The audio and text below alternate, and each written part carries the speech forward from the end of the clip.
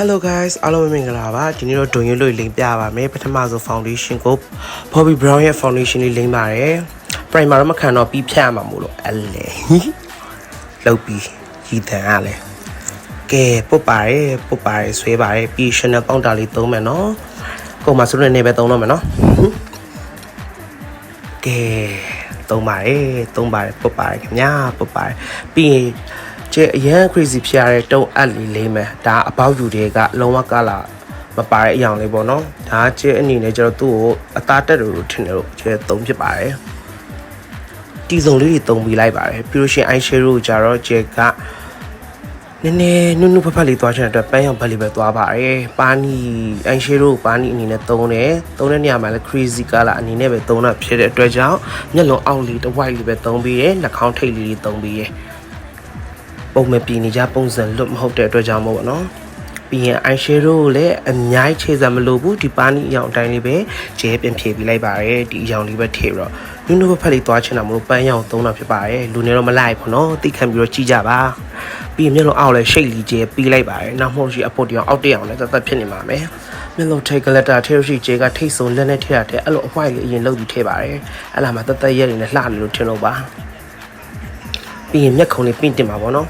ကဲသူလည်းပင်းတင်လာတယ်ကိုရီပင်းတော့အမှုရတဲ့ဘင်းမှမရှိတော့အဲ့လိုပုံထွက်တင်ပါတယ်အရှားပါဆုံးမျက်ခုံးမိပါဘာမှမရှိပါဘူး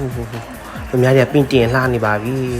အဲ့တော့ဆွဲလိုက်ပါတယ်နောက်ဆုံးတော့မတက်နိုင်တော့တဲ့အဆုံးဆွဲတယ်တစ်ဖက်ကဖုန်းကိုင်းလာတယ်ဆွဲတယ်ဂျင်းနဲ့ဆွဲပြီးတော့မျက်ခုံးမိဆွဲတော့ဆွဲလို့မရတော့ပါဘူးပြီးတော့မျက်ခုံးမွေးအစ်စ်ပုံစံလေးတွေဆွဲပါတယ်တပင်ချင်းစီဆွဲပါတယ်အလုတ်ရှုပ်တယ်တယောက်သေးလေးပြီးရင် eyeliner ခြေကနောက်ပိုင်း eyeliner အဲ့လိုထောင်းလီဆွဲတာပဲအရင်ကြိုက်ပါတယ်ပြီးတော့နောက်တစ်ခါ eyeliner အယူထက်ခဲတဲ့လေးနဲ့ eyeliner ကို shade လီဆွဲတာပဲကြိုက်ပါတယ်တဘာဝဆန်လို့ပါနော်ပြီးရင် mascara ကောပါတယ်ခင်ဗျာ mascara ကောတော့မျက်တောင်လေးကကျတောက်လေးပဲတက်ပါတယ်ဒီအောင်မျက်တောင်လေးအလေလေးနည်းနည်းတော့တက်လိုက်ပါမယ်မျက်လုံးလေးဝိုင်းဖြစ်သွားချင်လို့ပါဒွင်းတို့ရဲ့ make up ကဒီလိုမျိုးသွားရဖြစ်တဲ့အတွက်ကြောင့်မို့ဒီလိုလေးပဲတက်ပါတယ်ဒီနှာခေါင်းကိုလည်းကြီးနေတဲ့နှာခေါင်းသေးအောင်ကြီးမျောလိုက်ပါခင်ဗျာကြည့်အောင်ပြီးကြတော့ဝါနဲ့ဟုတ်ပြီပြီးလို့ရှိရင် shade လေးထည့်ပါတယ်ရှိုင်းမလေးနည်းနည်းထည့်လိုက်ပါတယ်နှာခေါင်းလေးပေါ်အောင်လို့ပေါ့နော်ကဲခုဆိုတော့လှိုင်းလိုက်ပြီးရင် matte ကထုတ်ထားတဲ့ glitter ပါတဲ့ဟာမျိုးလေးပါနီခုနပြင်လာတဲ့အောက်လေးထည့်ပေးလိုက်ပါတယ်ပြောင်းလို့ဖြစ်သွားအောင်လို့ပေါ့နော်ပြီးနှာခေါင်းထိပ်လေးမှာပါနည်းနည်းလေးထည့်ပေးလိုက်ပါတယ်ဒီလိုဆိုရင်နည်းနည်းကြည့်လို့လှနေပါပြီပြီးရင်ဘာဆက်လုပ်ကြမလဲပြီးရင်အေး PK ဝါတယ်ဟေး PK ဝါတယ်ပြီးမျက်ခုံးအောင်လေးနည်းနည်းလေးထည့်မိပါလို့ပြန်ထည့်လိုက်ပါတယ်ပြီးနှာခမ်းဒီ3ယောက်ဆိုမယ်နော်ခြေကနှာခမ်းဖူးလေးဆိုးချင်တာအမှန်တော့သိရမှာဒါပေမဲ့နှာခမ်းကမဖူးပဲနှာခမ်းကြီးနေတယ်ဆိုတော့အရင်ဆုံး 3CE ကအောက်ခန့်အယောင်လေးနဲ့ခြေကလှုပ်လိုက်ပါတယ်ပြီးတော့ရှင်ခရှိုးကထုတ်ထားတဲ့